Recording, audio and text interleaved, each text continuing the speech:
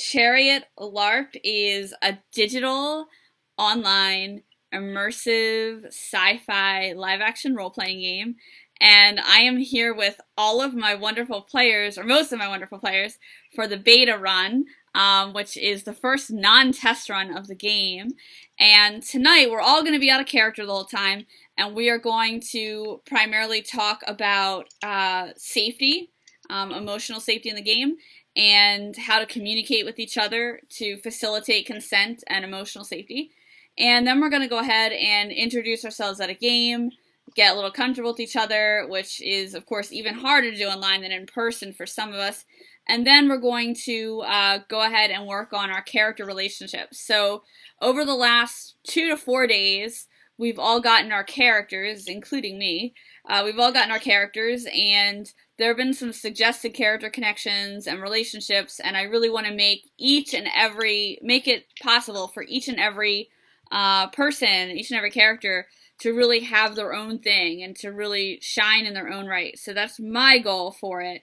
And I want to facilitate that through all these character relationships and through really making sure everyone has their own thing to do and their own superstar moment. Because all these characters are here for a reason. Like, they're, the best of the best. So we're going to make sure that happens. So to start, we're going to talk about safety. And the first point of safety is almost kind of silly, but I feel like it's important to say. Physical safety, making sure that there aren't things that are like physical dangers that you could knock over or that will fall on you. For example, one time I was streaming a LARP. It was like, I wasn't streaming it, but I was doing a hangout session like this. And I have my dog here, and I had a candle, and I had like the lights off, and I was doing like this scene with the candle with my hand over the flame, and my dog starts running around, right? So, that could be a safety hazard. So, number one, obviously, like, make sure everything's physically okay. Make sure, don't leave your door unlocked and stuff, right? You're going to be in front of the computer. So, yeah. So, physical safety, number one. Number two is emotional safety. And we have a lot of cues that we use at live-action role-playing games in person to denote certain things, which work really well. For example, this can be out of game or out of character. That works super easy when we're all standing in the same room, right? But when you're a little tiny square in a Google Hangout, sometimes that's a little difficult. And also, because we have a whole bunch of people in a Google chat at once, in a Google Hangout at once, if I wanted, like, let's say I wanted to have a private conversation with Corey, that would be kind of hard to do, because the nature of the LARP itself is that we are all in a conference call. So as players and characters, we're all in this video call. So I couldn't really take Corey aside and be like, consent negotiation, I'd like to talk about this type of scene, because there are like all these other people on the call. So we're going to talk about how to handle that stuff appropriately, without compromising any of the important safety, the emotional safety components of a LARP. So the first thing is, the out-of-game symbol still holds, especially if it's like something kind of, breakingly important. We can still use that, but just don't expect everyone to be able to see you doing this, because it's really hard to pay attention to all the different, people. So the number one thing for all of these safety commands is to keep Discord open and use that channel. And I'm really glad that we kind of all got in there early and got familiar with Discord, because we can talk to each other. You can talk on there while you're playing this game. And we can use that in several ways. So one of them is to facilitate communication of out-of-game information, questions we might have. You can pop them into the general chat. And then you can also private message each other if you do need to have any kind of private interactions. And there are a couple different reasons why you would want to have private interactions. If we want to do a really emotionally intense scene, or if some of our pre-planned character development happens pre-planned, but sometimes things just happen, right? Like, what if there's like a romantic connection that develops? Then I would want to clarify that with the other player and do a consent negotiation before continuing, making sure they're comfortable with that. And a great way to do that is on Discord. You can private message the other player, and just go add a game, like, here's what I was thinking, or are you comfortable with me, saying this, or my character's getting really angry and passionate in this debate. And this is going to be a very debate-heavy game, and particularly a debate-heavy run. So that's kind of, what's going on here. And speaking of Discord, I'm actually just going to pop in and make sure that we're all good to go. Okay, yeah, just making sure that nobody is like, I can't get into the chat or anything like that. So the other thing is, with the consent negotiations, please use your best judgment on when to use them. Things like romance, sensitive subjects. I've tried to be really clear with everybody about some of the sensitive subjects this is going to cover. We're going to cover grief, leaving Earth. We're going to cover like genetic stuff. We're going to cover death and loss, people who have lost relatives, people who have been through divorce. This is just kind of the backstories of these characters. So, I've done my best to try and make sure that if I know someone has a sensitivity or whatever, to be really delicate there. But feel free to use that Discord channel very liberally, and also to communicate with each other and to do that often. And in-person LARPs, a lot of the games that I go to nowadays, they do an OK check-in. And I know a bunch of you are familiar with this one already. The OK check-in is you give this symbol if you want to ask if somebody else is okay. And then the response is yes, maybe not sure, or no. Again, that symbol is incredibly hard to do on a chat, especially since it's non-verbal. So instead of doing that, we're going to try our best to use Discord. If it's something where, like, somebody's really upset and in tears or whatever, and they're not responding to you on Discord, people are more important than games. It's okay to go out of game and ask. The other main safety feature that we want to go over is the look down. This one we will use on camera, even though it does not work as well as it does in person. But if somebody's doing this, that's the look down, you're supposed to just kind of go on with the scene without them there, as though they're not there. And the look down can be used in a couple different ways. If somebody's really upset and they don't want to participate in a scene, it gives them the choice to opt out. But they can still sit there if they want, or they can leave. They can do this and then leave. If I'm doing a 2-hour game session, which these are, and I suddenly need to use the bathroom, instead of having to like interrupt the game and being like, I have to go to the bathroom, I can just use look down to leave. It could be as simple as that. We all have families and pets and other needs outside of the game, and it's a great way to just excuse yourself without being disruptive, especially if it's something really like simple like that. So that's the look down. And okay, hang on one second. What's that? Corey just vanished from. I see. And Aaron is gonna pop in shortly here, I think. Okay, I just sent him the link over, and I want to make sure that he can see. Here we go. Just want to make sure everyone sees it. The other thing about this safety thing is I'm streaming this video on Twitch, and Twitch records it, so anybody who's going to play the LARP is required to see it. I know Sharon's already seen it because she participated in Alpha, so that's kind of the thing there. So I'm going to review one last time, and then we'll go over any questions that we may have. So we have out of game if we need it. Do your best to use Discord heavily for out of game, any kind of out of game interactions. But again, if it's like an emergency, or if it's a really big thing, use it. It's hard to see other people, so you'll need to add a verbal with that, say out of game. And then we have, instead of doing the OK check-in on the stream, because it's very hard to see, we want to use that on Discord. So if I wanted to ask Laurie if she was okay, I would message her and make it very clear that I'm asking, like, doing the OK check-in, are you okay? And then we would go from there. The last thing is safety and consent checks due privately in Discord. Things you need to ask the group. Go ahead and use that Chariot LARP beta channel. That's what it's there for. And the look down is the other thing.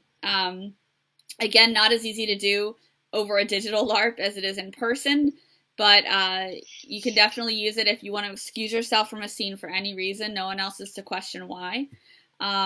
Most of the time, people use it for really simple things like I need to go to the bathroom, or like my dog threw up on the floor, or things that have happened to me. Thank you very much for the new follower there. Oh, hi there, Hibiscus. Thank you very much for joining. And there we go, tilting the camera down for you. Okay. Yeah, okay. I was just getting some requests to raise my hands a little bit higher. So that's the look down. And then normally we do the OK check-in, but we're not going to do it here because it's really hard to do over the digital screen. So as players, we're going to use Discord to handle a lot of that information and consent negotiations. So we are streaming, so I'm also kind of fielding questions from our stream. And thank you, everyone, for being patient with me here while I look at my second screen for that. So, safety stuff. Before we launch into introductions and character connections, does anyone have any safety questions or suggestions? All set?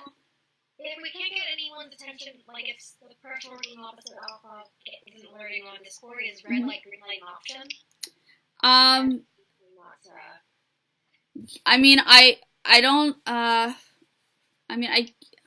Yeah, if you can't get someone's attention, emotional safety is like the most important thing. Our safety is the most important thing. So if you need to give any kind of indication, verbal or otherwise, that's completely fine.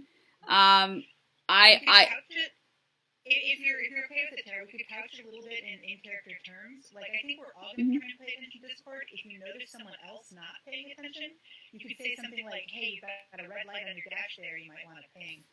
Yeah, that's a great idea. For someone to check their Discord there. That's a great idea, yeah, because, again, like, as players and characters, we're all on a video conference. So we can certainly use it to our advantage in our communication.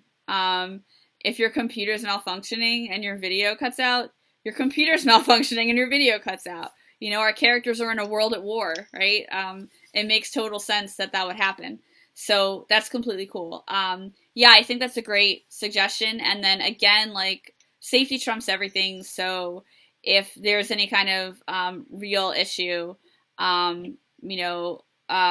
feel free to go out of game and do that as you need to on camera. But yeah, that's a great question, and I think that's a great solution too.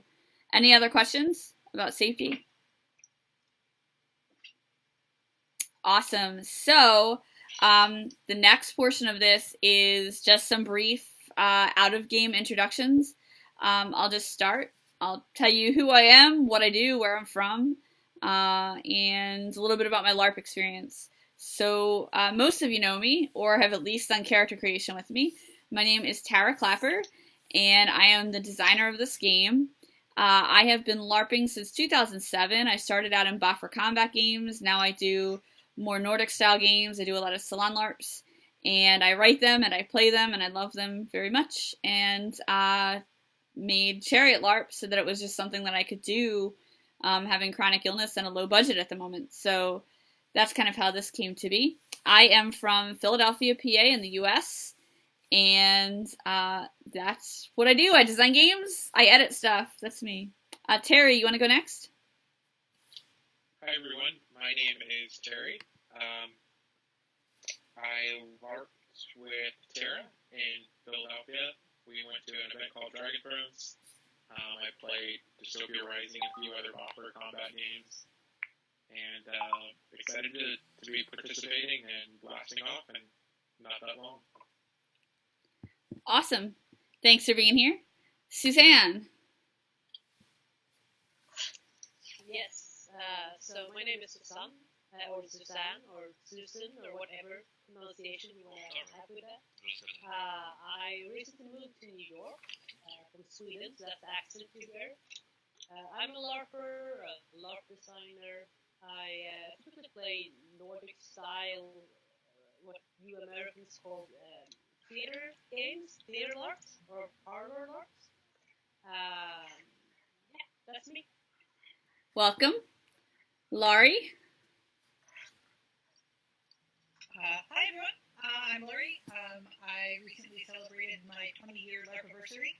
Yay. I've been playing at local parlor LARPs and troop games, and most recently I'm running a Dresden Files-based parlor LARP here in Chicago monthly. And I am a project manager and IT consultant in the nonprofit sector for a living, and I am out of Chicago, Illinois. And if you see a little fuzzy guy running around, his name is Frank, and he may occasionally join us. Nice. My dog Odin is a character in the game, so you'll see him sometimes too. All right, Elizabeth, welcome. Hi everyone, I'm Elizabeth. I generally go by Liz. I've long-standing in LARP, as a lot of you guys are. I've been LARPing for maybe 4 years now. Primarily, I've been doing Boffer. Had my first experience with Nordic LARPs over the summer. I went to go play in the World Magiscola, and it was a blast. It's where I met Tara. And I'm really excited to get into this game and building some relationships, going into space and seeing if we can make each other cry in a good way. Welcome. Danielle. Hi, I'm Danielle. Is my microphone okay? I don't have a headset or anything. You sound great. Perfect. I'm Danielle. I've been LARPing for a couple of years. I love parlor LARP, but most of what I've done has just been at conferences and conventions. So I'm really excited for this. Great. Welcome. Corey. Hello. Can you hear me? Yep. Okay.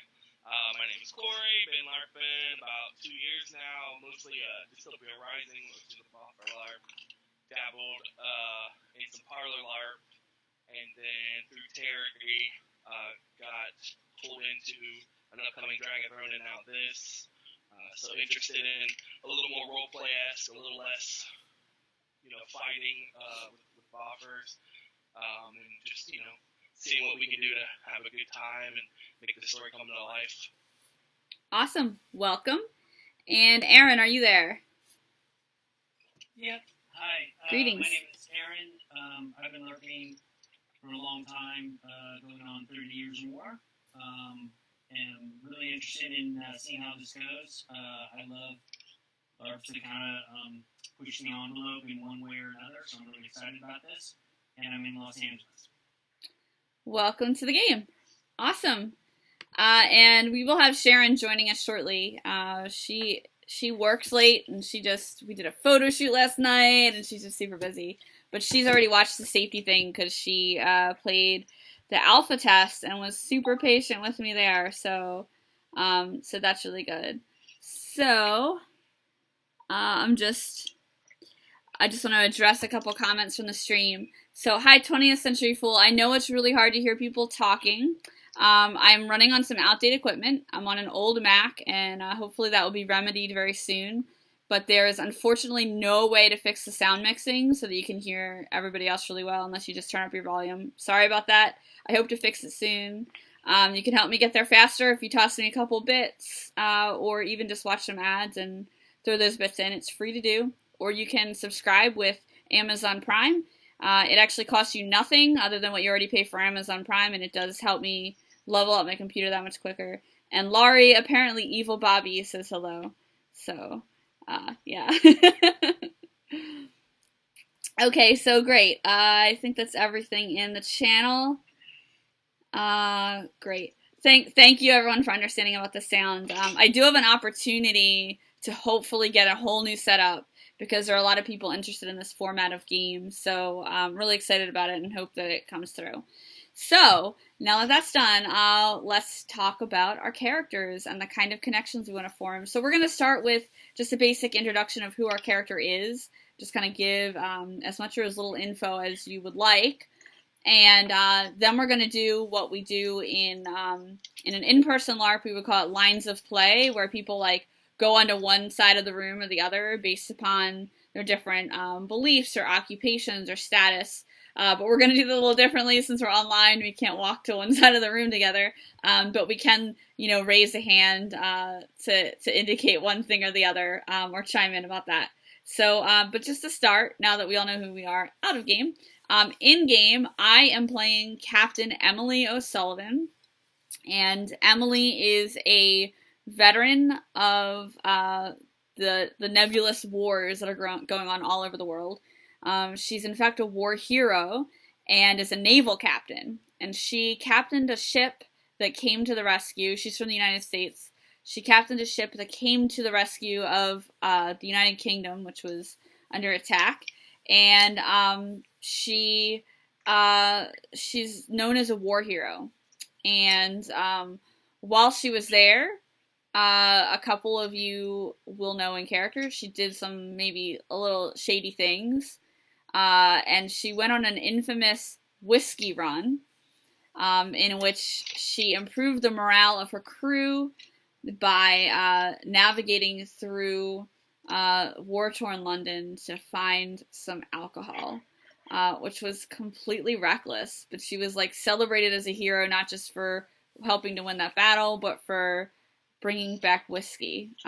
So that's Emily. She has a couple ties with people here and there, but she's a pretty solitary person, and she's got some things she doesn't even really know about herself entirely. So it'll be interesting to kind of watch that.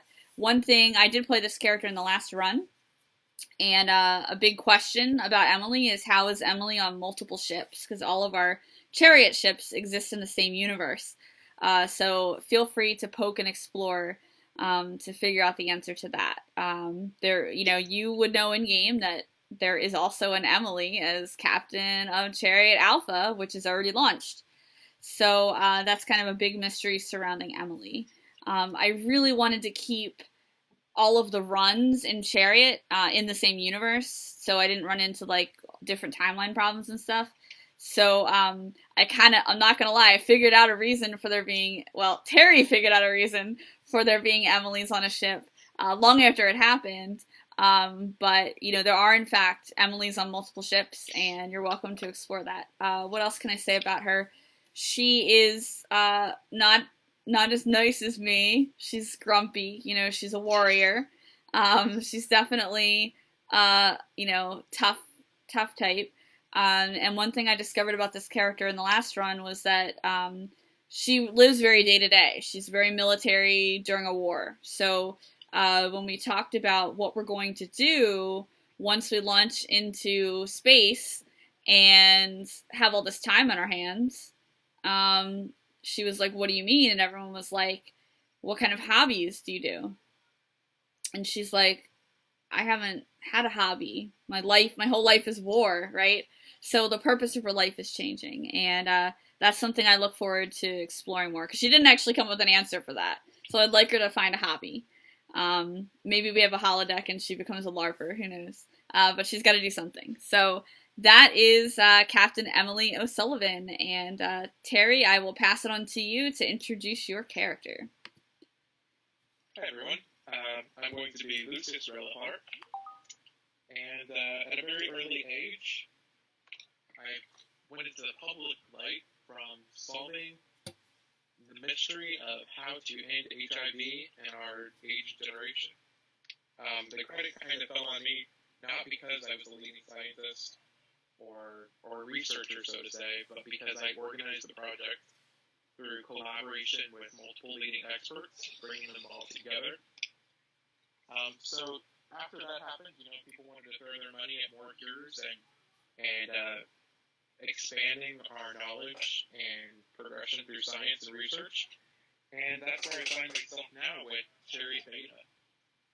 So, of course, I'm not going to go on the first one because that's where all the mistakes happen.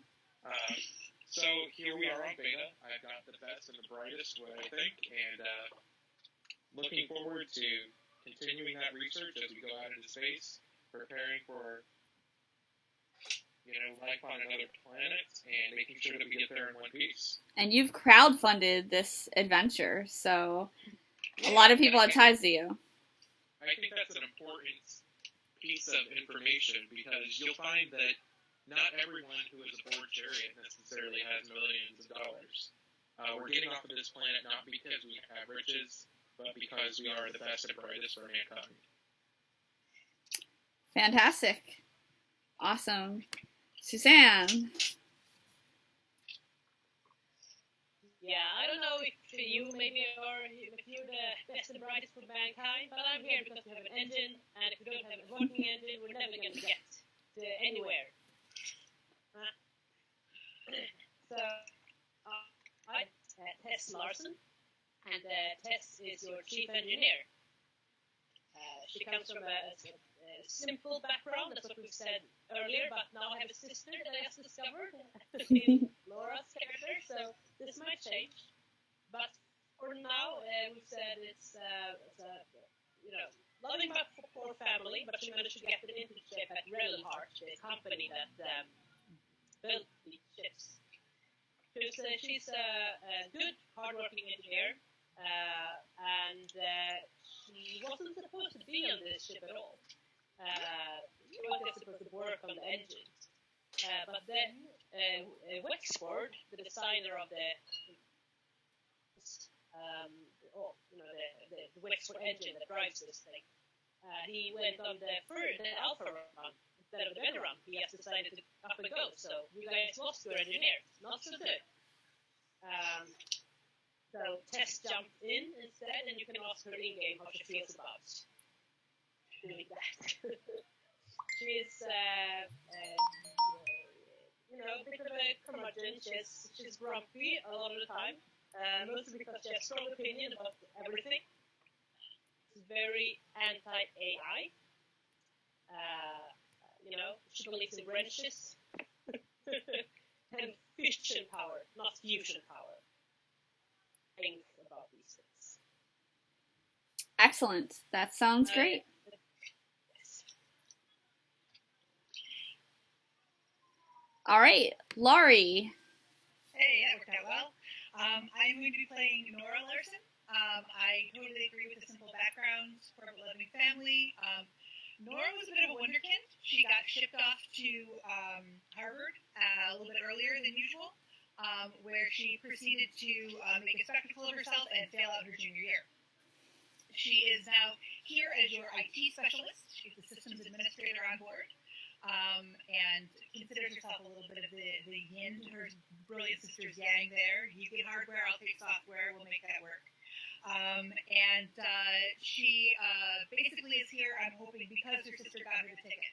She found out that she was going, and she was like, no, hey, yeah, let's get the hell out of here. This sounds great. She is definitely not running from anything or have any problems. She just likes space. Awesome. And the other suggestion that I'll make for a character connection is, well, you'll see when we get to Corey. If you're working with systems admin, you'll be working with his character a little bit too.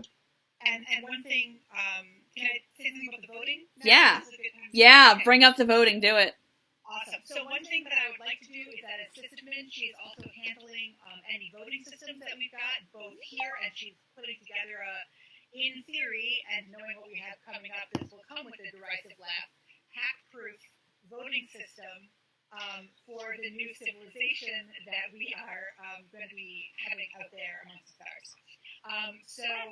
She is doing her best to, hack-proof. It's safe, it's secure. Everybody gets the appropriate number of votes, and nobody can ever do anything to change that. I would like to run a couple of votes occasionally here, and I'd like to talk to everyone as we world build about the right online way to do that, and the way so that out of character, anyone who should be appropriately be cheating can cheat. And in character, we'll all assume that it's a perfectly valid system and everybody's getting what they need. Yes, and to clarify for everyone, the whole voting thing is something I'd wanted to implement, but it's a lot to run a game and to play the captain and to manage all this stuff. And when Laurie suggested having like some political interests here and there, I was like, oh, do you out of game just mind handling this thing that I want to do and like figuring it out? And she was like, sure. So we're trying this out, and this is something that I really am interested in seeing, because I think it'll propel the plot forward to see how these issues are voted on. And with such a small number, because even on the full ship, there's only 233 people. With such a small number, there's no reason that, you know, people wouldn't do like direct voting in a terminal. And so this is kind of in preparation for our provisional government aboard the ship. So I'm excited to see how this works. And I can't wait to get feedback on that out of game too after the game. So yay. Anything else you need to add? I don't think so. I think that's about it. Yeah, no, for now that's it. We'll address the other thing later. Except Yes. maybe ask my sister what her ex-husband's name is. All right, sounds good. All right, Liz, let's hear all about your character. My character is Bethany Clark. She also goes by Bit. She has quite a number of cybernetic body modifications. First one was she's a director of artificial intelligence. So she's a programmer that makes art like AIs and things like that. So some of you I'll probably get along with better than others. But it's okay. I got cybernetics too, and we can talk about that. And so my father had died in a vision, and I lost my leg in that, and that was my first cybernetic limb. And you know, we're seeing how we can perfect the human form. Many definitions. So that's my character. I got onto the ship by an inkling of people pulling some strings is better. So that's my character. Fantastic. Danielle, let's hear all about your character. Oh, your sound seems to be off. Sorry about that. Oh, there we go. Now we can hear you. My character is Marilyn Knightley. She's the chief medical officer on board. She was actually a bit of a prodigy too. She went to medical school a bit early. And these days she's most well known for being a TV personality on the Nightly Medical Hour, where she does something between Dr. Oz Oprah type. Excellent. All right, Corey, you're up. Oh, shoot. So I will be playing Leland Avery, who will be coming on board as the Chief Information Systems Security Officer. He has a background with a Master's in Information Security and Assurance that he did from an online school. He currently works for a place called Terabase Global as a cybersecurity consultant. He has a pregnant fiance, Allison Foster, who is, you know, kind of going to be one of the reasons he's going to be debating whether or not he wants to actually go. Maybe trying to talk the crew into figuring out a way to get her and the kid on there, which obviously would probably be an issue because a pregnant person on a ship, I don't think that would be a very viable option. There are some darkness in his past. There's some darkness in his past that he'll be dealing with, and will probably take some coaching into making sure decisions are done correctly. But overall, you know, he's been doing cybersecurity for years, and so that's going to be his primary goal, making sure that anything that might disrupt the launch will be taken care of. Fantastic. And Aaron. Thank you. I'm going to be playing a character named Emir Kaibo, and he is is a Roman Catholic priest, but because I do not have that wardrobe, will not be seen in that wardrobe. He is a counselor and educator, a bit of a philosopher. I'm going to be playing Father Kaivo, someone of my age, so mid-40s. He's been assigned to the beta, the Chariot beta, and by the church. He's also been talking with Relahart a bit. Did I pronounce that correctly? Relahart? Sounds good. Okay, thank you. Can be onboard counseling for people if needed. I'm okay with that. Of course, follow the safety guidelines for player safety, but character stuff, we'll be happy to talk with people, and we'll look forward to talking with a bunch of you. I also just got my character. Thank you, Tara, for doing it. You're welcome. 20 minutes ago. So I'll fill in some more details later, but that's what we have for now. Awesome. And since we have ended with the priest character, which was not a plan of mine, but I think is going to be a really awesome addition to this crew. Let's see. I want to start with religion, but before I do that, there are two other characters not here. We have Jessica's character, who is going to be a celebrity. She is an actor, very drama-full. So you'll see that. Lots of costumes planned. So probably some really extravagant costumes planned. And then we have Sharon, and she plays a geneticist. And in the Alpha run, which Sharon participated in, we talked a lot about reproduction on the ship. And in this run, we're going to be talking a lot about artificial intelligence and enhancement. And her character has a lot of feelings about that. She's very interested in enhancing and perfecting the human form, and not necessarily with artificial means. So I think her views will clash with a lot of other people's on here. So she's all about that, and she has some secret hobbies too, but I don't know if she wants to reveal them or not, so I'll just leave it at that. So those are the other two that we have joining. So we're a very science-heavy crew, which honestly makes sense for any kind of ship like this, to be science and medical heavy. And we're heavy on the tech, and this is the first run where we'll have a real spiritual component. So that's going to be cool too. A lot of our characters are concerned with, either because of AI or religion or losses they've experienced, they're very interested in themes of immortality. So if that is central to your character, go ahead and raise your hand. Or say yes if you're not on camera. Okay. So we have, awesome. So we've got several who are interested in that. And if you want to talk about why your character is interested in that, now would be a great time to do it. If you don't, that's okay. You don't have to. But I know there are different reasons for the different characters being kind of interested in that topic. So I'll just sort of open it up to whoever wants to talk, if you do.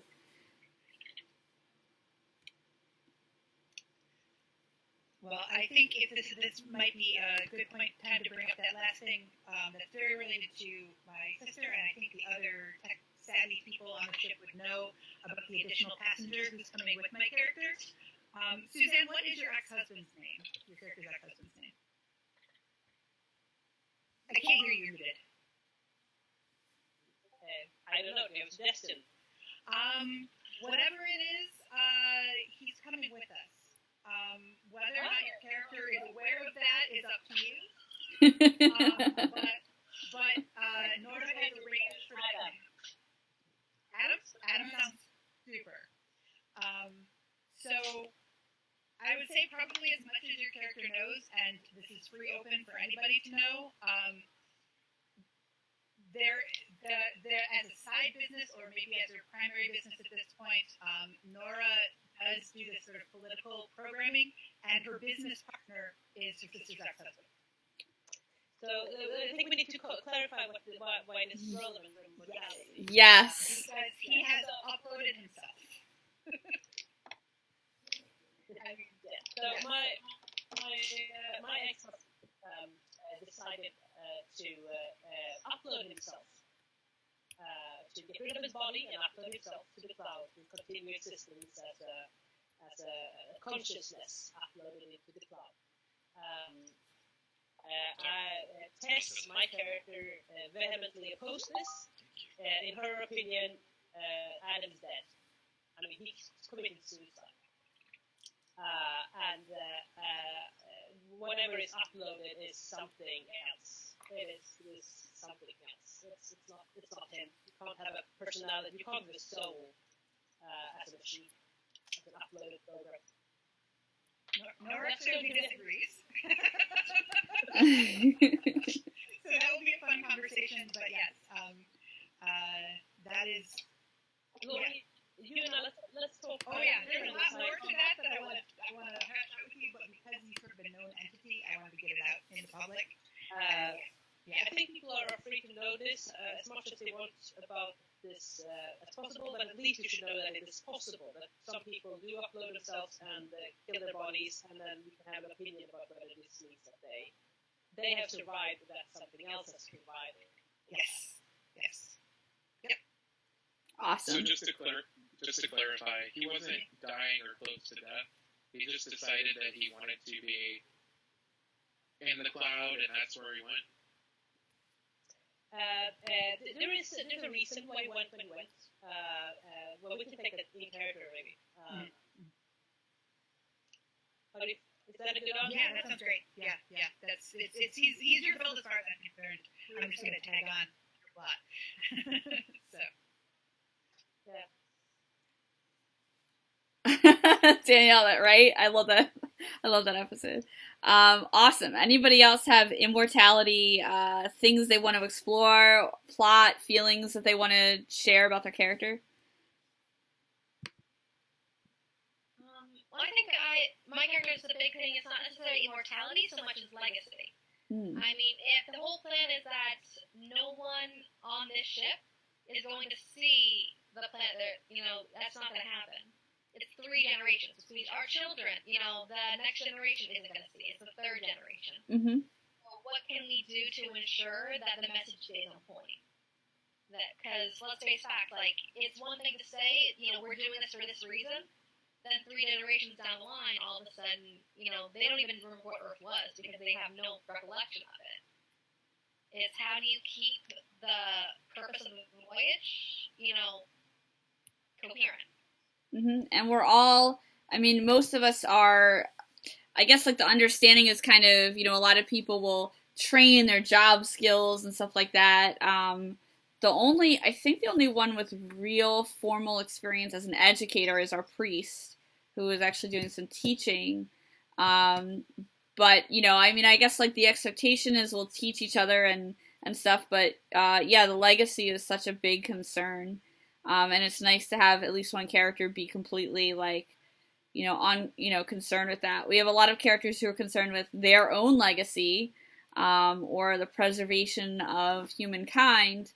But it's interesting, to hear your perspective on that about, just what is our legacy in general. So that's really cool to consider too. Anybody else have anything on immortality?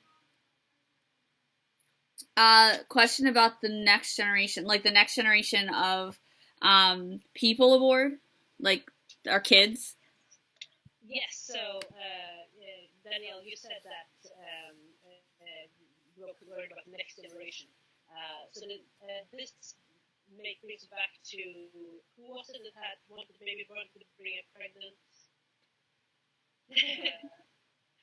Corey. Yep, Corey's character. Corey. Mm-hmm. Right. So I have a question. Presumably, people on the ship are going to have kids, right? Is that how we propagate the next generation, or do we bring clones? So our geneticist, which is played by Sharon, who isn't here, Our geneticist is responsible for setting and determining the answer to that question. How is reproduction going to happen?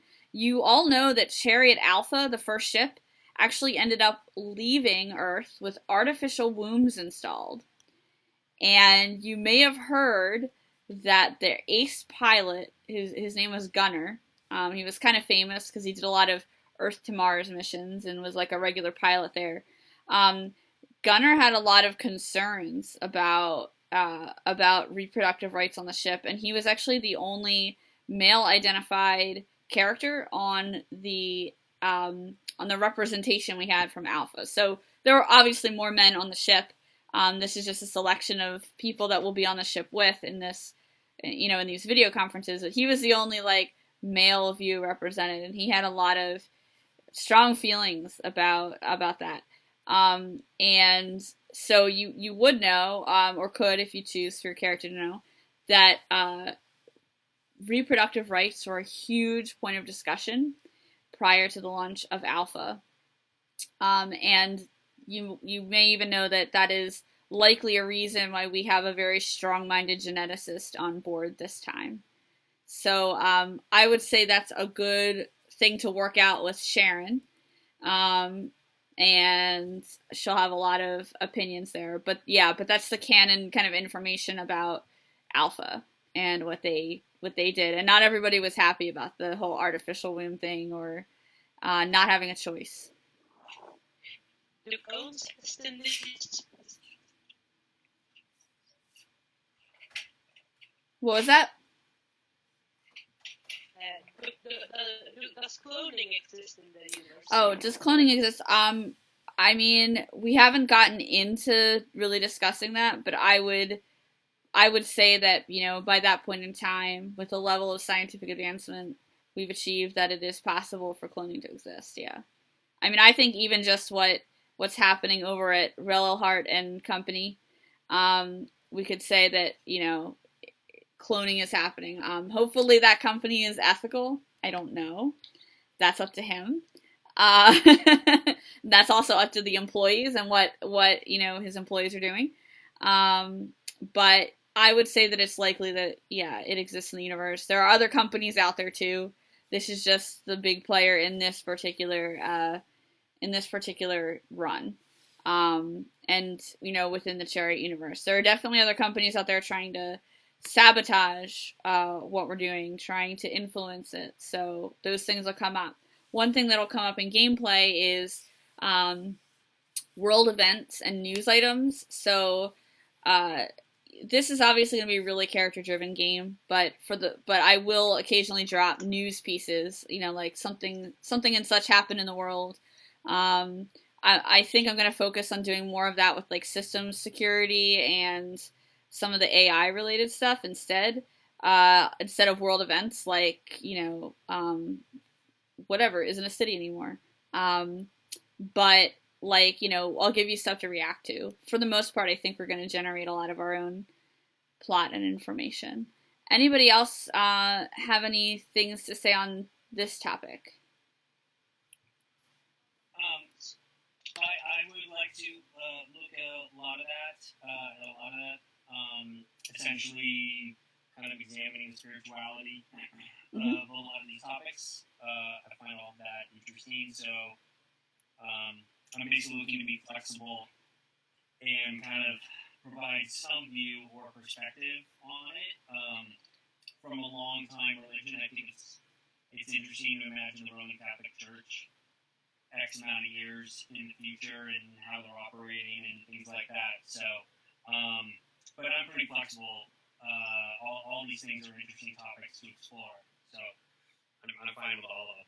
Yeah, and you're the first one that's really covered a mainstream religion, or really any religion at all. I mean, we've gone into a little bit of spirituality and like the soul of things in Alpha, but really you're the first one to cover anything like that. So definitely just use your judgment, and I look forward to seeing your conjecture about where the church might be. At the end of the century. That's going to be really interesting to see, like, where have they progressed? Where are they still very conservative? And do these views change when we go on a ship? Like, will they be flexible? Like, will the Vatican let you make some, things on call, like some calls on the ship? Because the society is going to be different. How many years in the future? I think we said it was 2088, I want to say, or something like that. 28. It's in the 2080s. So that's where we're looking at. So in this era, travel to Mars is, for the people in the future, travel to Mars is to them as it would be for me to travel from Philadelphia to, like, Beijing. It's probably out of the budget of most people at most times, but it's still something that people do rather regularly. So, yeah, and you're welcome to toss stuff like that into the document, which I don't think I gave you guys the right edit link, but I'll do that. I'll make sure to alter that to the edit link, the Canon World doc. So yeah, religion, is going to change, and I look forward to seeing where Aaron takes that. Before we move on to the next topic, anybody else have anything they need to cover on religion or any of the things we've covered already? Okay, let's talk about Relilhart and Company. Who has a direct tie to this? Like, who's an employee? Who has, like, a real strong tie to this company? Hand raise. I have a bit of one. Okay. And which of you are employees? Okay. Should it be assumed that I'm an employee if I'm working on the system? I didn't say that in my character sheet, but that's up to you. That's up to you. I mean, I didn't put it in there that you were an employee, but you can be if you'd like. Assuming that's okay with Terry. Yeah, are we good with having a project in the company for, good, consistent, legitimate voting on the new planet? That sounds integral. All right, cool. Then. Okay. Awesome. Okay, I'm just catching up on Discord here. I know it can be tough to pay attention to both of them. Yeah, great. Okay, so going back to the video call. Great. Anybody else? What are your relationships with this company? So what I've got built in so far, it'll be probably a little deeper, or maybe change a little bit, but I was thinking that, my guy's just a consultant. He's been doing cybersecurity for years. There's some more stuff we have to write, but I would think that he would have gotten hired because he was the project lead on a group of IT security people who helped Relilhart through some of the crowdfunding times, because obviously it was so publicized that hackers were trying to get the money, and they're trying to maybe stop or sabotage the launch because of whatever reason, based on say if there's like some sort of I don't want to say like a name of a entity out there, but whether it be a company or whether it be a group of individuals who are against them leaving Earth, maybe trying to sabotage him. And so he was getting hit so hard at the beginning of his crowdfunding, it wasn't working. So he reached out to the company that Leland works for, which is Terra-based Global, and brought them in. He noticed how well Leland was able to get those people going and get everything secure. So that's how he pulls them in. So he's still a consultant, doesn't work for the company, but he knows what he's doing, so they want to take him with them so that they can secure it for the future. Excellent. I have to say, I really like the idea that we have hackers trying to sabotage the launch, and that maybe that's still happening, and who are they, and so on. I think that would be very nice. Also, a good reason not to have anything to do with AIs or cybernetics on the ship. Right? Yeah, that was kind of my thought process as well. I mean, they were getting hacked in the past. Who's to say that these saboteurs won't come back with AIs on the ship, especially if the AIs have ties directly into the ship like the safety functionalities and such like that. Very interesting. I think we're gonna be good friends. Just saying.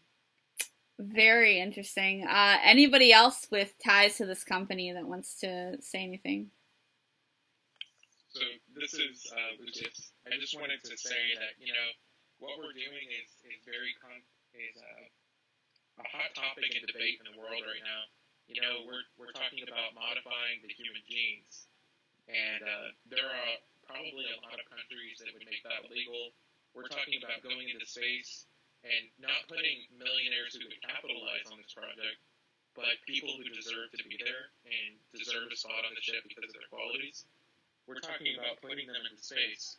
So we have so much competition and animosity from other companies and just people out there. I think that's going to play a huge part. Excellent. And my character isn't really officially tied in too much to this company, but we, Lucius and Emily had a little bit of a run-in the past while she was doing the infamous whiskey run that I mentioned earlier. So that's one of her passing connections. She doesn't really have a super close relationship with anybody, but obviously he's a good connection to have. So that's kind of my thing there. Awesome. So we talked about immortality, corporate connections. Oh, Harvard. There are a few characters that have connections to Harvard. Any Harvard people want to talk? Hey, go ahead, Laurie. So, am I unmuted? You're unmuted. You're good. Yes, good. Okay, excellent. So I would like for there to be a noodle incident, if you guys are aware of what that means. A nebulous, out there, notorious incident that is clearly shenanigans. That is the reason that she left Harvard shortly before being asked to leave. I am not sure if there's other people who are going to have been at Harvard at the same time, but we're talking like campus-wide level prank that either went very, very right and therefore she nearly got kicked out, or went very, very wrong and therefore she got kicked out. I don't necessarily need to dig into the details of that, but there's a reason that she left like half a semester before she was asked to leave. So for any of those of you who went to Harvard, if you have thoughts on that, or if you just want, I'll just name it and we can refer to it as shenanigans without having details, unless somebody wants to chime in with that. There has to be a story. It has to be famous. So there has to be an actual. Yeah. Right.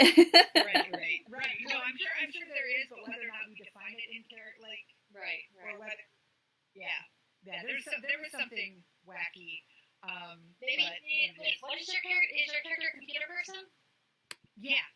Maybe they made all of the AI on campus revolt. Ooh. That would be interesting. Let me go on that for a minute. That would be interesting. Yeah, I'm not opposed to that. Idea. Instead of revolting, which has more hostile connotations for a prank, it could be something where instead you have it where they temporarily adopted like a different kind of persona. And so like the first thing that pops into my mind is like people's anime waifus and stuff, and so then all of a sudden like all of the like camps like Daijobu, and everyone's like, what's going on? Or just like or something very disruptive. Sure. Right. They're all like Shakespeare characters or something. I don't know. I have a follow-up on Elizabeth's suggestion. Connecting this with voting systems. So there are lots of AIs of various levels of intelligence, like from Roombas on the floors to security cameras, to the automatic butlers or whatever.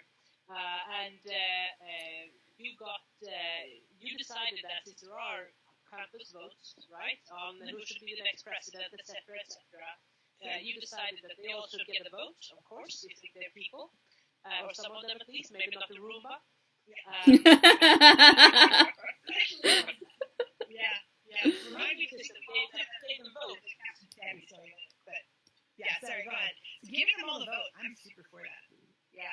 That's pretty interesting. That's cool. Yeah. Considering a lot of other backstory stuff that we'll talk about later. Yeah.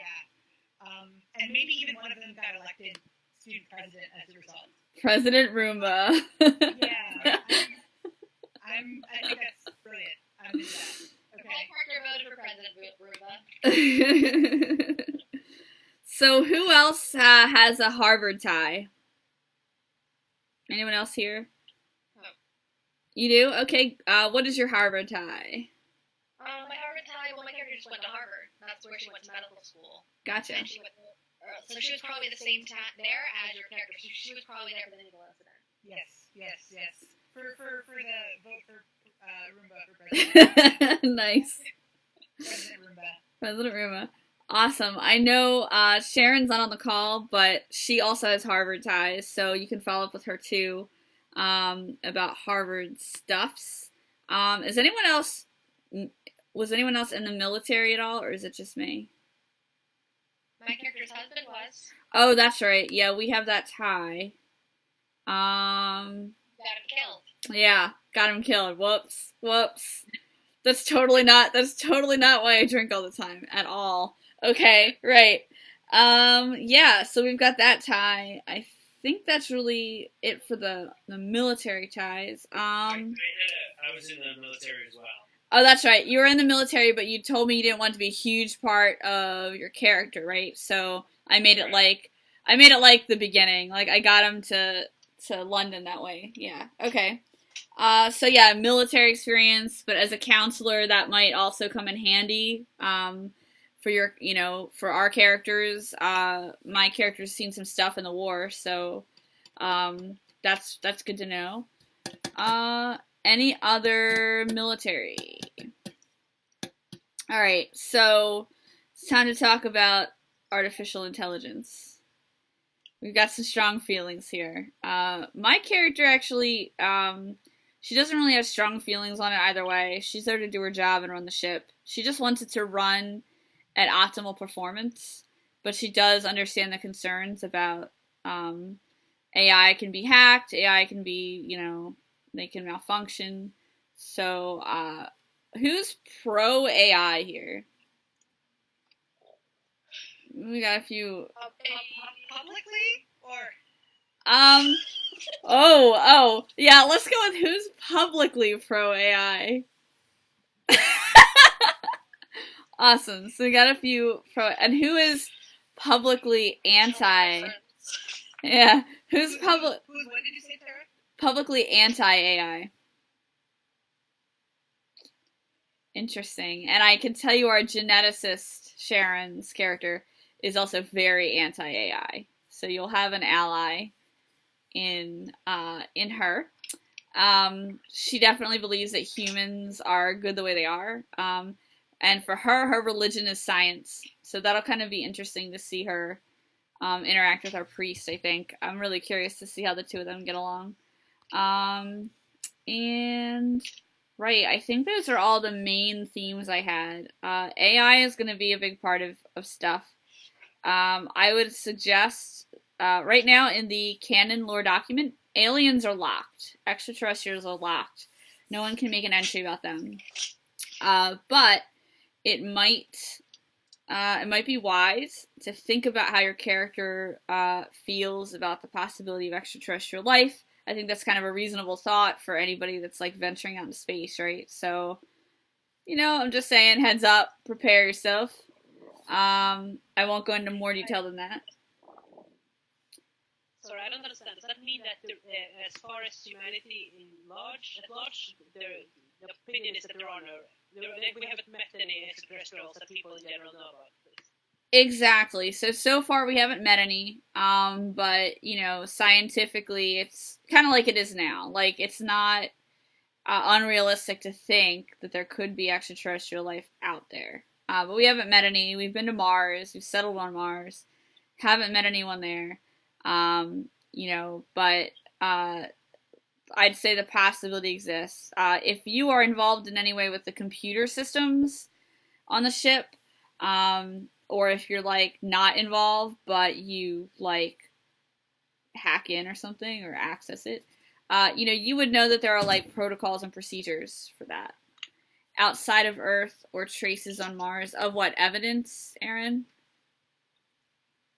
Yeah, so I asked two of them, have we discovered life in general so that we know that life exists outside of Earth? So it could be a bacterial form or a viral form or something like that. Because a lot of what you mentioned is sentient, Right. sentient life, but I'm wondering about like just life in general. I mean, I would say that with the rate that science progresses, even impeded by war, that yeah, we would discover basic life on other planets. And by that I mean like bacteria or like some kind of organic matter, but not like a sentient being, or maybe not even like a plant, right? But there's like, it's rather evident that the possibility exists, no matter how small. And that would be, that's definitely another interesting one for, especially for a priest character to kind of think about. Yeah, so we'll say, definite evidence that life can exist, but no sentient beings discovered, nothing too complex out there. Awesome. So, in terms of gameplay, this is basically it. Like, this is what all you need to do most of the time is head on to Discord, and I will pop the link in, and then you can just come on. We're never going to start totally in character. We're going to get online and have, like, a few minutes to chat before we even start streaming. I never like to just, like, put people on the spot and just, like, throw them online, right? So we'll always have a few minutes to kind of gather our thoughts and get together. And at the end of all of our sessions, what we found during Chariot Alpha was having a mini debrief after each session was actually a lot more healthy for us. And we found that we kind of wanted to talk about it right away. The only other thing I wanted to cover, we have some celebrities on board. Danielle's character is one of them, and then the actor is the other. All of us are really well known. The corporation is really well known. But yeah, as far as like individual personalities, we definitely have some big names on board. So, of all of us, if you think your character would be like a household name, raise your hand. Okay, so we've got a few.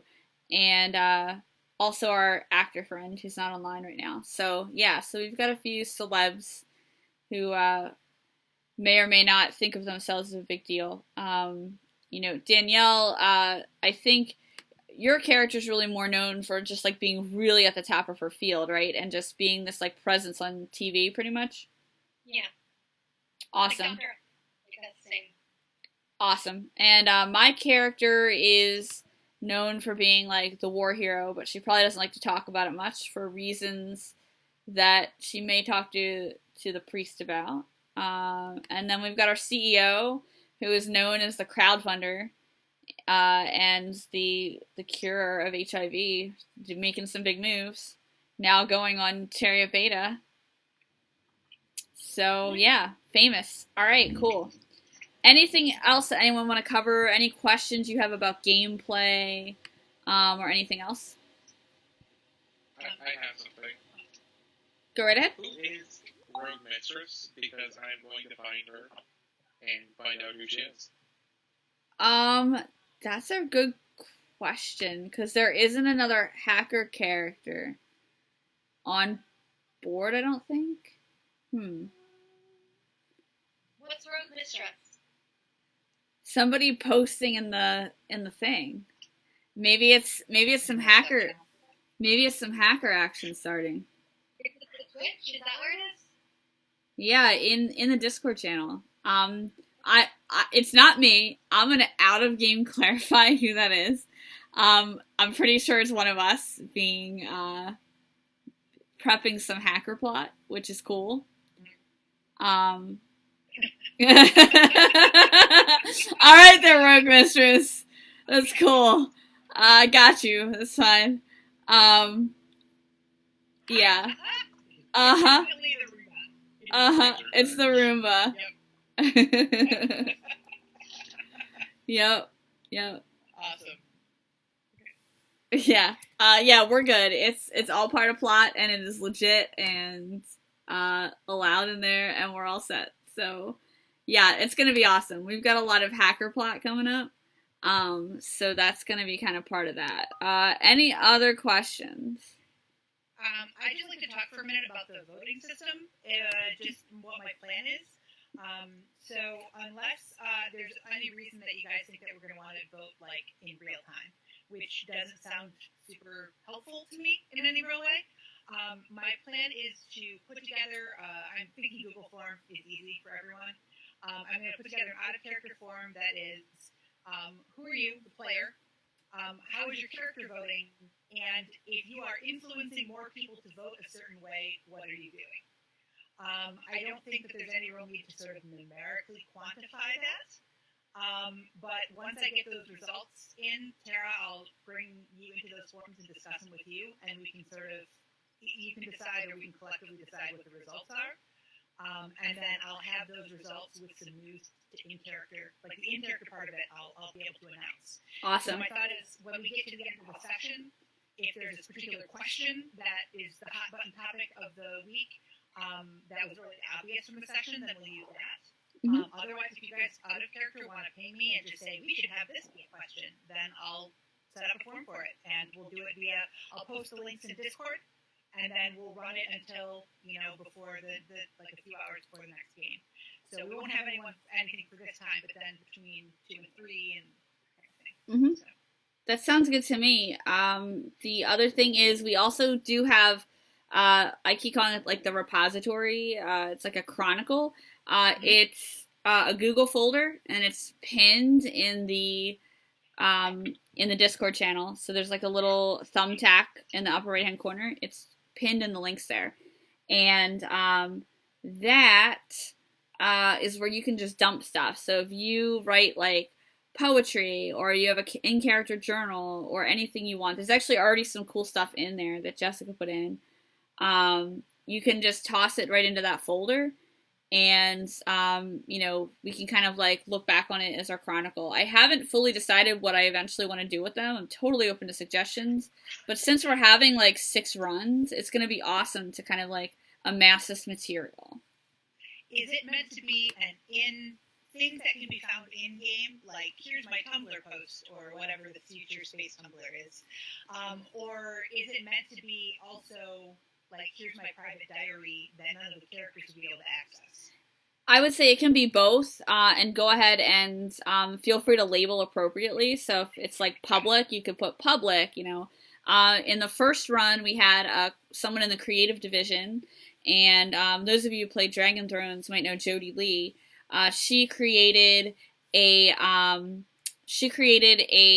like these PowerPoints with these beautiful pictures in the background, and her character was an artist. So she was like mourning leaving Earth. I think for the most part, most of these characters are like either like forced into going or like they're super excited about it. They're like, I hate Earth and I want to go. But in the first run, her character was deeply sad about leaving Earth. And so she went through this grieving process and documented it and put it in there. And in and out of game, it was in there for everyone to see. But feel free to create and post things that, are otherwise. I'll be writing some stuff for Emily. I find those more useful to actually post on the Chariot LARP Facebook because people are really interested in what's going on. And it gets more people interested in the game and it gets them to buy tickets, which is even better. But I also save them and post them in the repository so that we can all see them. So I try to put them in the repository first so that just us can see them. Sometimes I do them like last minute-ish and don't always have time. But then I post them on, Chariot LARP too so people can see like Captain's Log, what's going on there. So, you will see stuff from Emily. Regarding the game in general, just kind of to give an update, because this is sort of like an experimental thing, right? I had really slow ticket sales. And with everyone in here being excited about this game and talking about it, and there being more activity, today I had 2 ticket inquiries.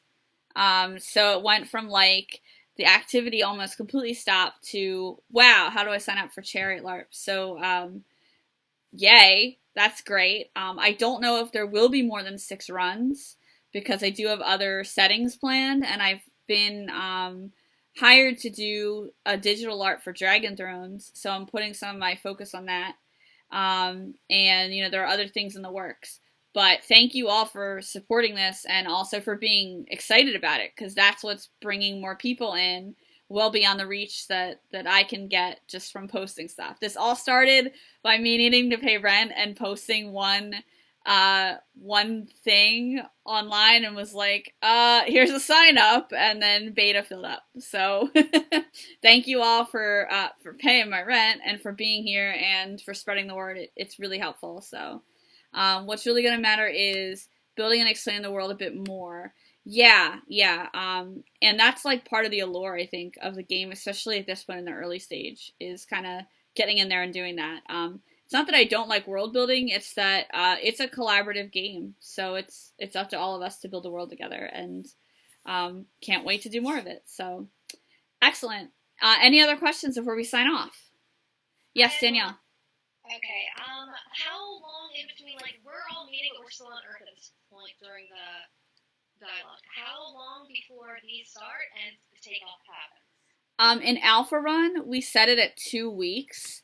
I'm not married to that because Delta Run starts pretty soon. I think they actually run concurrently. They overlap at some point. So I'm starting to make characters for Delta Run while we're still playing Beta.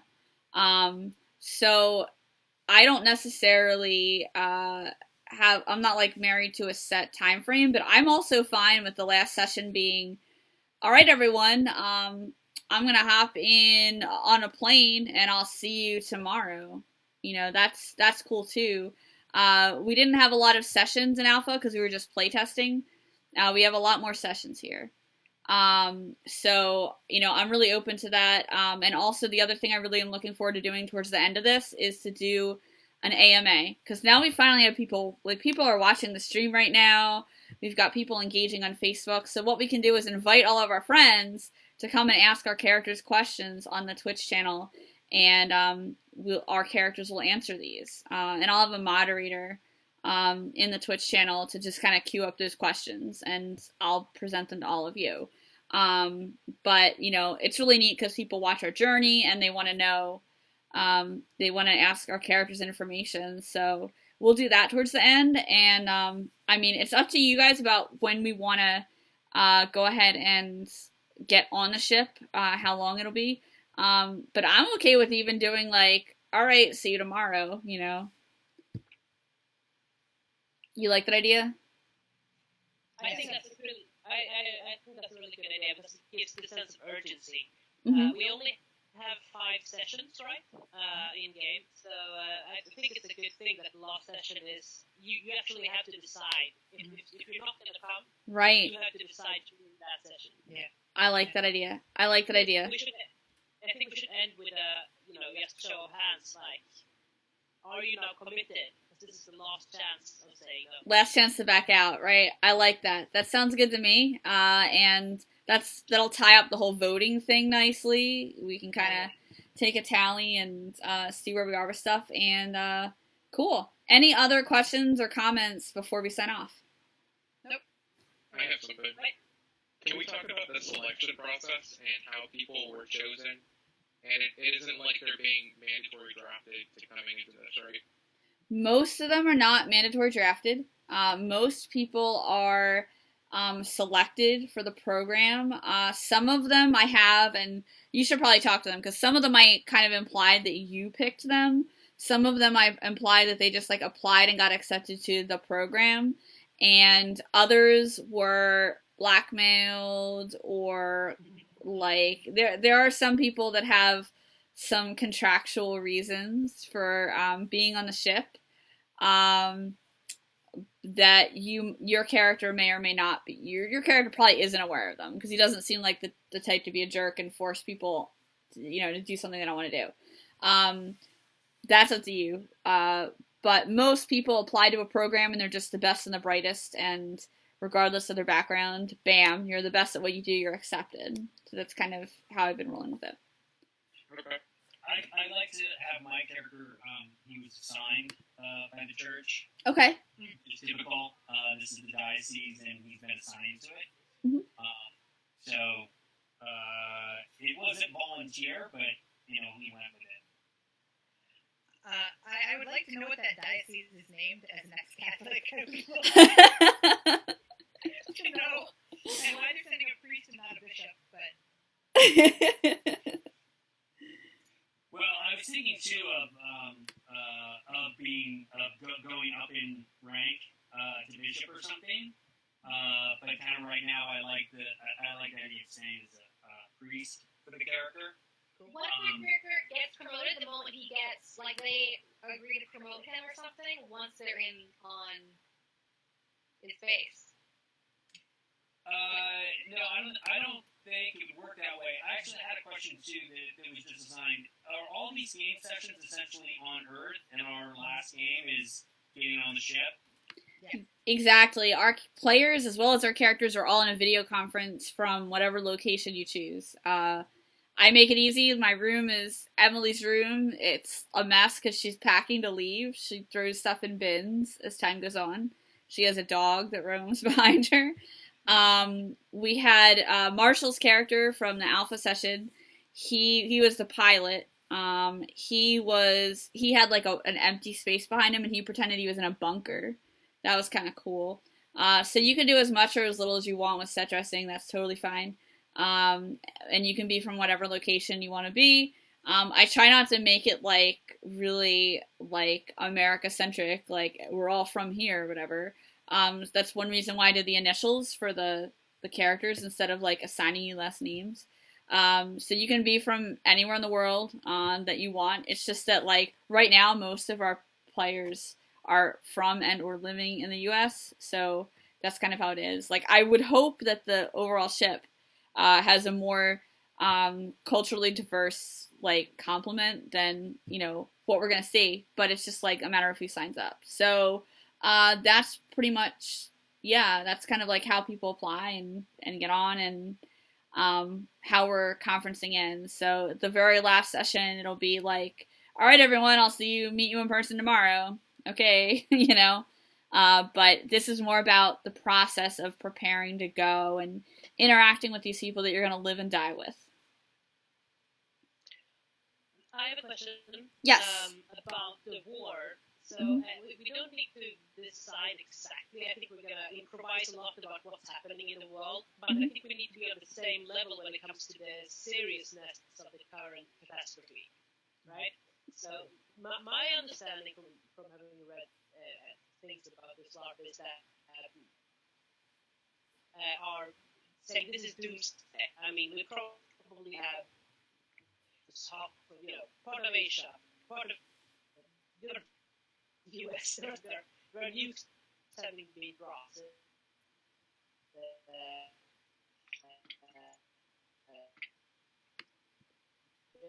There is right climate catastrophe.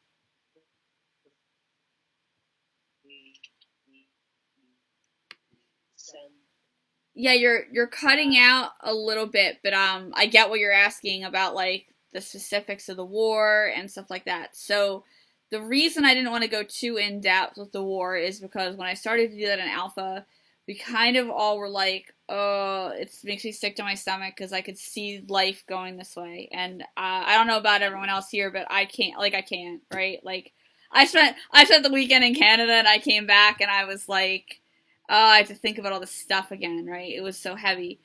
So I try not to be specific because of that, but I agree with what you're saying about the level of destruction needs to be clear. And, I would say that it's the whole reason I went with war to begin with was because I wanted a sense of urgency about why we're leaving.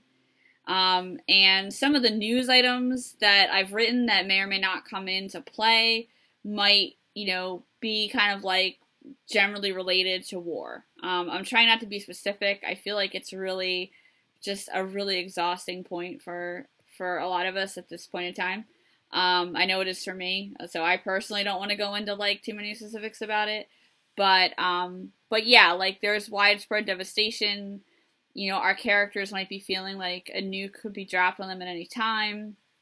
The famous battle that we've put into canon is the Battle for London. So we know that a major allied city is being attacked.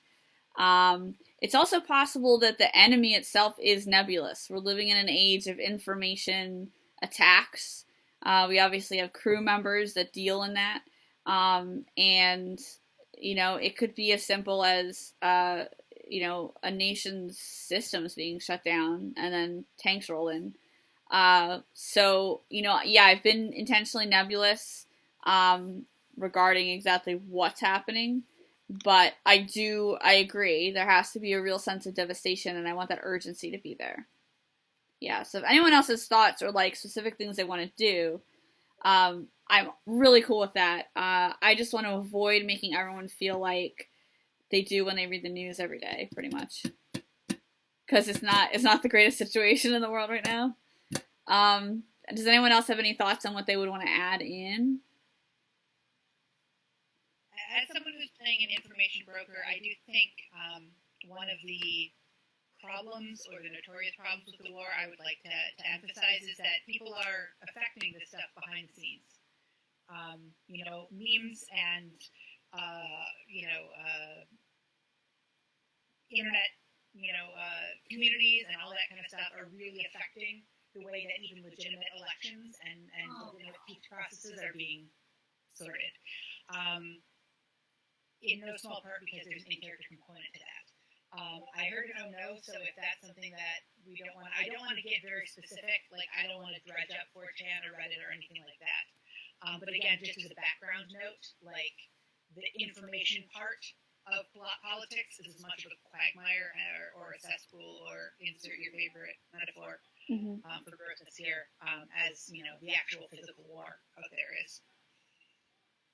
Yeah, I mean, if that's something we want to avoid, we can rewrite some stuff. But as it is now, it's it's the same deal. It's there, but it's general. We're not going to be too specific about it. So, and if you don't feel comfortable speaking up about that, live on stream on the chat, that's something we can go over in Discord later as well. Because I did say oh no, but hearing what has to do with your character background, I am fine with it.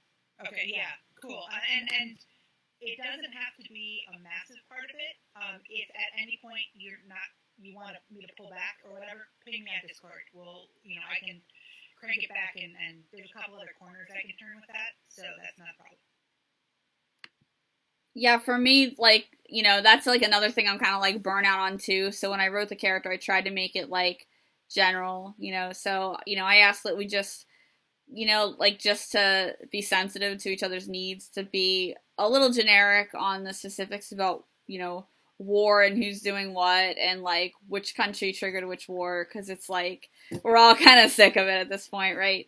So it's a realistic scenario, unfortunately, but we don't want to be so specific that it's making our real life worse. So, but yeah, that urgency is important though, so that's a really good question. And I'm gonna try and do as much as I can to push that sense of urgency and destruction as possible. And there are some things I can do. There are some things I put into our backstories that'll help with that. Why does it have to be a country? It would be corporations. Yeah, corporations indeed are doing stuff to each other. I mean, that's in your backstory, right? So corporations are doing things to each other too. Corporations have weapons. Definitely also a possibility. It doesn't have to be political. The rigging of electoral systems or stuff like that. Talk about when's the fast food wars, right? The rigging of elections and stuff like that, and influence. I have things written into backstories about algorithms and predicting the popularity of stuff. I have things written into backstories about that. Any of the political rigging that we've talked about, specifically for you, Laurie, that could just as easily happen in a private corporation that controls some of those resources. Absolutely. And that. In fact, I'll make up a name for that corporation just as a backup plan, so we can just use it if we need it. Awesome. And that's something, Terry, that you also might want to play into. That's something that would affect your company. People are always trying to attack it and manipulate it, and leaving this planet could be a good opportunity if you can avoid their influence. Could be a great opportunity for you to kind of rise above that.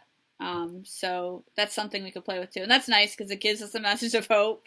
Like, one thing I like about your character is, even if I don't know if he's gonna end up doing anything jerky, but like, even if he doesn't, he at least starts off as being, like, I keep thinking of him as like, if Tony Stark had started out nice, you know, like doing something nice instead of just building munitions. You know, I kind of see him like that a little bit, and we have a lot of dark backstories going on, and we've got, you know, some people want to accomplish good things through maybe not so good ways. We have characters like mine who are just they've been through all this war, they're tired, and I'm totally using this as like a form of expression and catharsis of how I feel about certain things. But you know, we do have a hopeful CEO. We do have people with goals for what they want to do with their lives, even if they conflict with others' goals. We have a priest who, you know, will have at least some traditional beliefs about an afterlife or hope in the future or God. So, you know, in our own ways, we can kind of find that thread of hope. I don't want to ever force that theme on people, but, you know, it's always a possibility that it could go there too. So, awesome. Anything else before we sign off? All right. Yeah. Yes.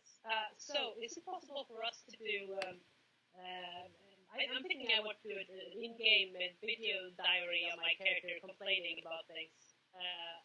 Is there? And then maybe other people would like to do that too. It's also a way to introduce their characters. How would we do that? Oh, that's really cool. I would say the best way to do that is, if you want to record it, you could like upload the video or the link to the video if you post it on YouTube. You could upload that to the repository. You could also put it in the repository. The other thing is, if you want me to post it on the Geek Initiative's page so that it's with all of our other Chariot stuff, I can do that too. But the main thing is that it ends up, or a link to it ends up in the Chronicles, the repository. And then you're welcome to let people know, because I don't check that every day. So you can let people know in the chat, like, hey, I uploaded a thing, and put a link to it. That would be really cool. That's a great idea. And all these interactions, diaries, videos, stuff like that, that's completely what I envisioned when I designed this game, and I love that people are asking questions about it, because that means you want to do it. There's also a voice chat in Discord. So there's a Chariot beta text chat that we've all been talking in. But if you ever want to like hash out some character details, you can obviously go into a private call, but you know, especially for more than 2 people, you can go into that channel and use that to work on some details too. So feel free to do that. Also, I am okay with Discord stuff and managing it.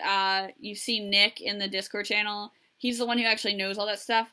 He can also help you if you need like a separate voice channel or something like that. No problem. Just ask and tag him, the Sexy Loki, and he'll set that up for you. Can we use the Facebook participants group to communicate, or is everything on Discord?